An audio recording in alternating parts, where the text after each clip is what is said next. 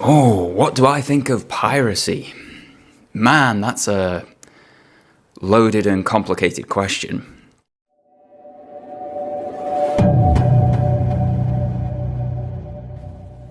You see, I'm of a generation that grew up doing what we now call piracy.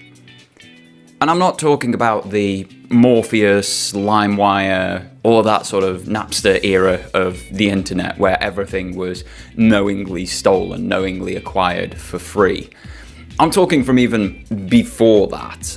And when I think on it, when I think about what I grew up with, when I think about what the whole of society was doing on the daily, that is now categorized as theft, as stealing, as piracy, as copyright infringement, whatever you want to call it, it kind of makes me question why we were ever allowed to do it in the first place.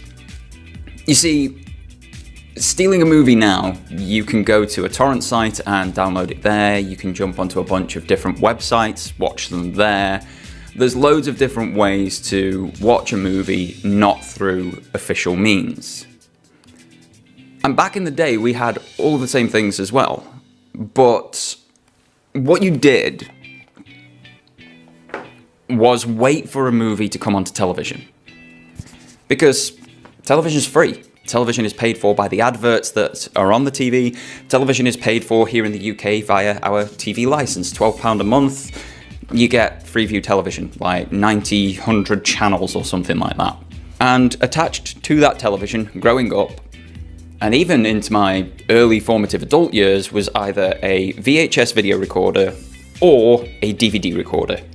So you were always able to just record whatever was on television, be that the news, be that a movie, be that a television show, be that a sketch show, whatever the case may be, whatever was available, documentaries were available, you plugged in a code into either this VHS video player or this DVD recorder, went out about your normal day, and when you came back, that was recorded on a DVD or on a video that you could place into any other VHS player anywhere in the world, and it would work, and you would be able to watch that show.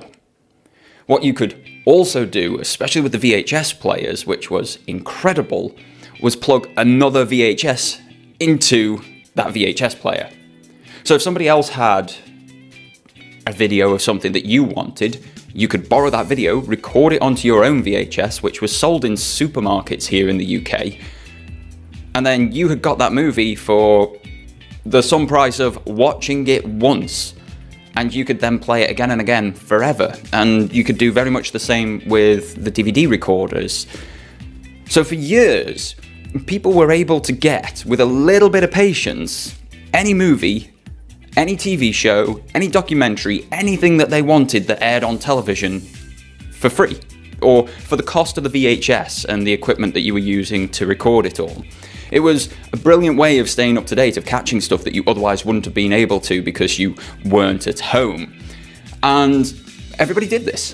Everybody shared VHSs, everybody shared DVDs, and they recorded these onto their own.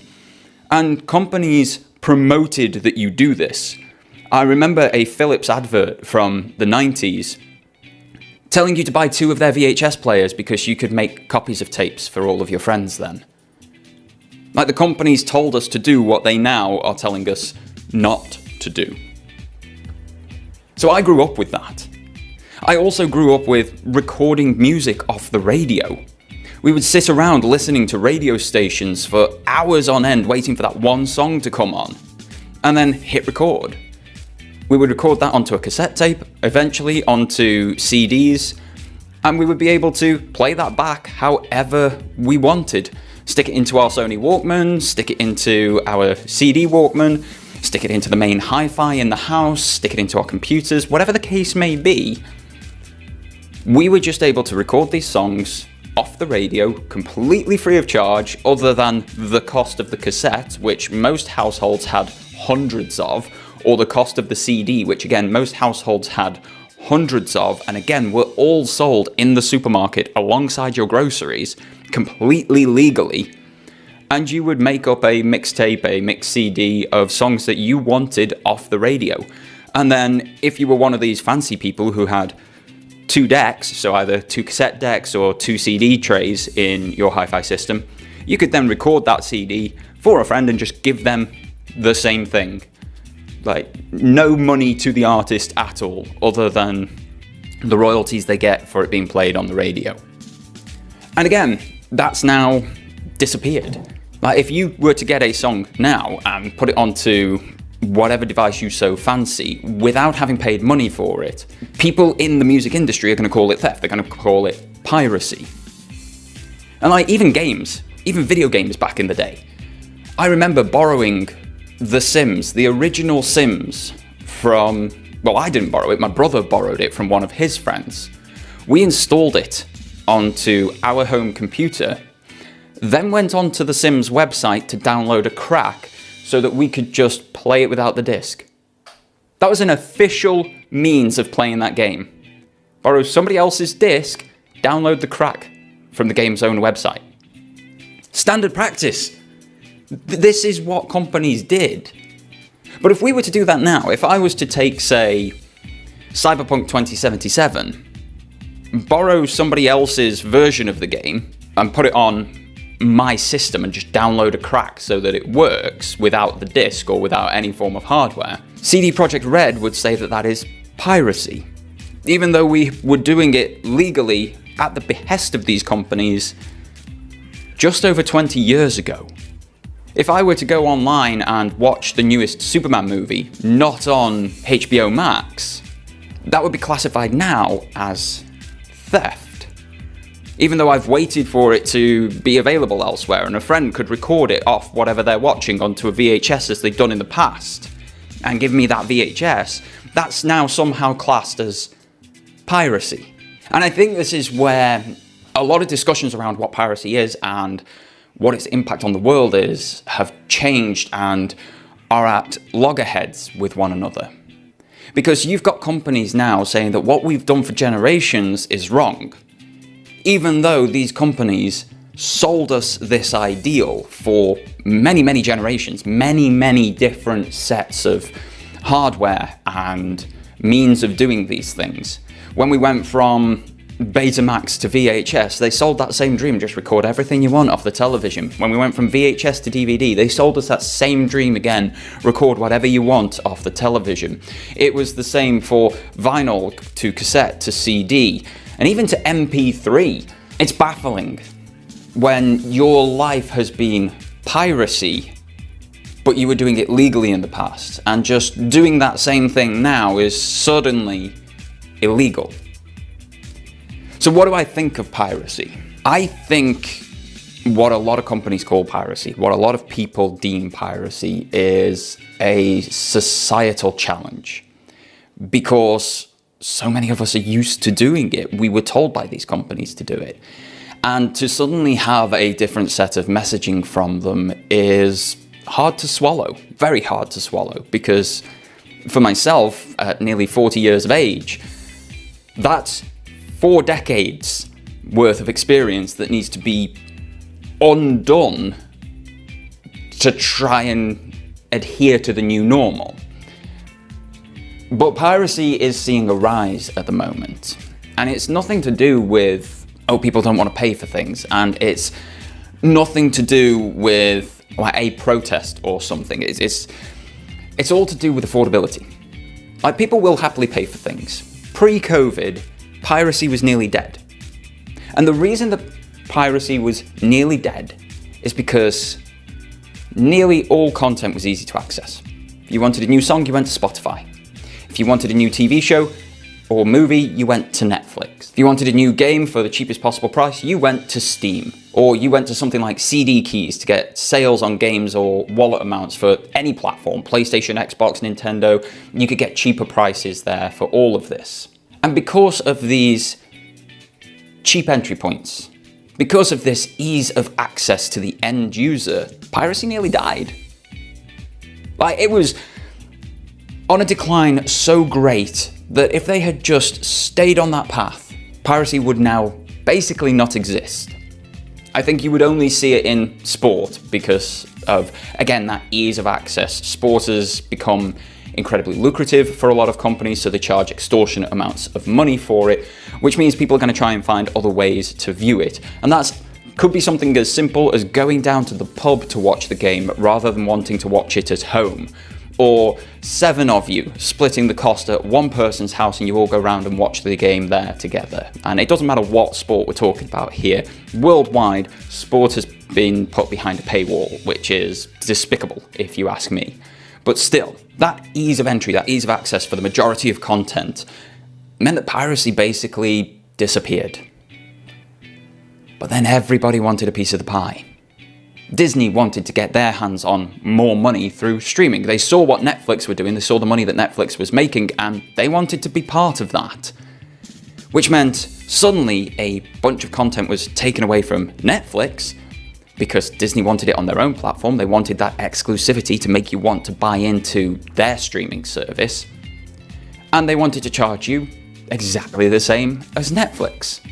But then HBO did the same with their Warner Brothers set of content. Peacock did the same with their set of content.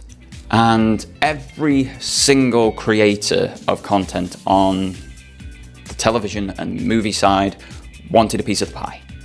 So suddenly you saw a multitude of different television and movie streaming services all jump up, all charging the same amount, and all slightly diverse. The problem you face when you do that is you are asking that one pot that was making an exponentially large amount of money because everybody was subscribed there, because it was the one place to get all of this content, to then diversify and pick and choose.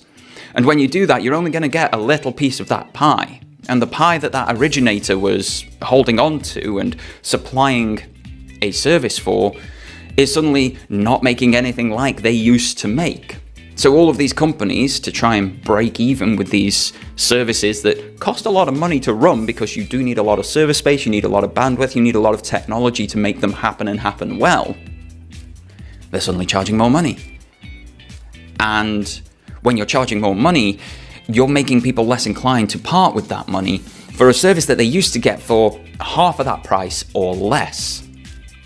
And so people have returned to what they had before because you removed the ease of access. When Netflix was £4 or £5 per month and had everything on it, everybody signed up to it. It was a no-brainer.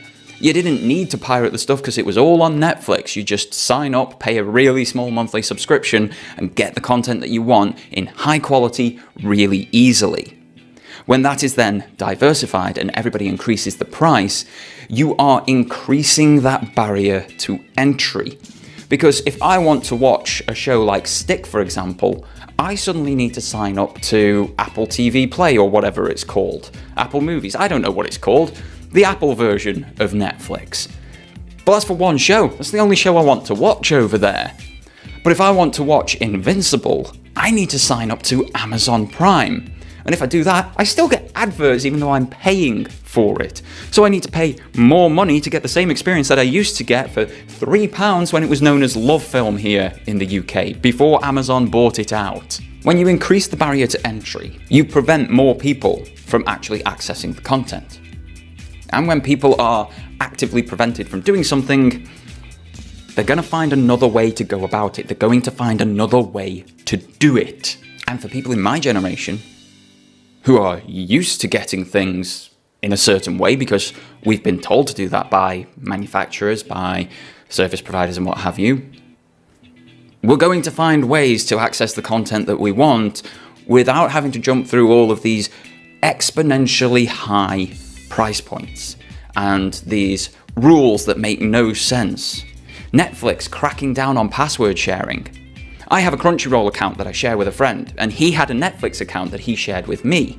But because our IP addresses are different, I can no longer access his Netflix account. He can still access my Crunchyroll account, and I hope Sony don't mess that up. I hope they allow Crunchyroll to just be this, what everybody wants streaming services to be. But if ever that locks down, I'm going to be lowering the amount I pay for that Crunchyroll, because right now I'm paying so that 4 or 5 different devices can watch at once. But if that changes in the future and they crack down on password sharing, then I'm going to lower that so only one device can watch at once and pay less per month, because why am I paying for more when the people that I want to be able to use it can't use it? It's the same thing in gaming. The price of games is extortionately high. People are waiting for Steam sales to get exceptional games at really cheap price points. Or they're going on to the likes of CD Keys and Fnatic to be able to get games cheaper. Or they're just not buying them at all. Or this is one that's coming back around, they are borrowing those games from friends and finding a way to then play that game without the disc inserted. People are buying from Good Old Games, because once you've got the game from Good Old Games, you can put it on as many devices as you want, share it with whoever you want, whatever the case may be. The game preservation there from, of all people, CD Projekt Red is amazing. And if I buy a game on Good Old Games, I can share that with all of my friends and all of my family, and we can all play that game and love it. And I am willing to pay that little bit more for that, because more people can then access and enjoy the content. With music, people are going back to just buying the CDs. I have seen CD sales rise drastically in the UK over the last year. We've seen a 24% increase in physical sales of music. We've seen a 27% increase in physical sales of movies and television shows. We are seeing a 6% increase so far over 2025 in physical sales of video games. People are going back to the old ways of doing things, physically owning stuff, buying it second hand, making sure that they have an actual real copy of it. Because if they don't, companies can just remove your access to it for the money that you've paid and you've got nothing to show for it. It'd be like having a dishwasher like I've got over here. And if I don't pay a monthly subscription for that dishwasher, it just stops working. It's a dumbass idea, completely stupid. But car manufacturers are now doing it. Why do you think there are services popping up all around the world to hack your car so that you can have your heated seats and up-to-date satellite navigation? Things that you have paid for on that car, that if you don't pay a subscription to the manufacturer, just stop working because they've got a switch that can go boop because they want to make more money. They are increasing the barrier to entry, removing services, making life more difficult for people. And when companies do that, when the elite try to squeeze every single milliliter, and something else out of their buying and paying customers, the customers are going to fight back. And that's what piracy is. It's a fight back. You nearly killed it off by actually offering well-priced, easily accessible services. But corporate greed has pushed people back towards the piracy that was so rampant when I was in my teens and 20s. So what do I think about piracy? I think it is a symptom of a greater disease, and that disease is corporate greed. I think that human beings are always going to take the path of least resistance. And that path used to be, 5-6 years ago, the official honest routes. But when you increased the barrier to entry, when you increased the prices, when you increased the restrictions on how many people could use certain services, and so on, people's path of least resistance became the piracy route. And it's a route that so many generations, your boomer generation, your Gen X, your millennial generation, and even your Gen Zs, all of them know it because they grew up with it. Because societally, it was normal. It was part of the status quo. Piracy is a complex thing. It is legally and technically incorrect. You shouldn't be doing it. But when people turn to it, it is because it is a symptom of a much bigger problem, that the people who take home millions upon millions of pounds and dollars per year in just their pay packet don't want to hear about. Because if they do, they'll have to take home 10 million less. Which, let's be honest, they wouldn't even notice. It's complicated, and I would never advocate for piracy. I would never say that you should go out and steal things. That's just stupid, it's wrong. But there is a complicated relationship with piracy in that it never used to be illegal. we were told by these companies to do what they are now telling us not to do. And it is the symptom of corporate greed. When people's easy access to stuff is removed, they go the route of finding it another way. So there's an easy fix for it. Everybody lower your prices, everybody come together, put it all in 1 or 2 services, and you can get rid of piracy once more.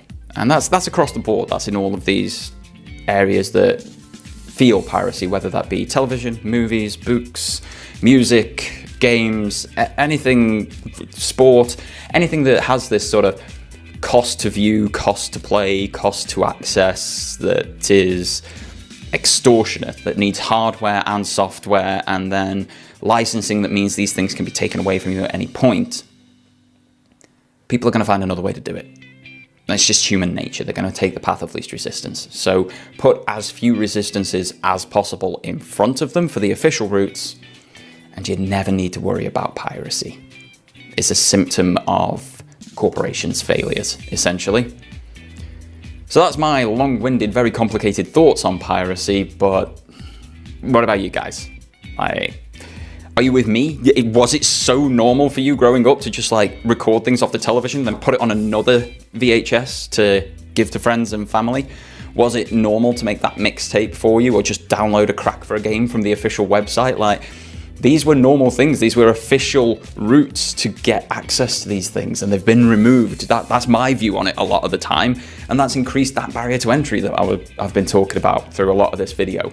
I keep seeing that statement of, if buying isn't owning, then piracy isn't stealing. And you kind of get it. You get what people are saying there with the situations that we have in front of us. But let me know your thoughts in the comments below, guys. Also, whilst you're down there, there's a lovely subscribe button if you want to hit that one. And the like really helps the video out if you want to go there.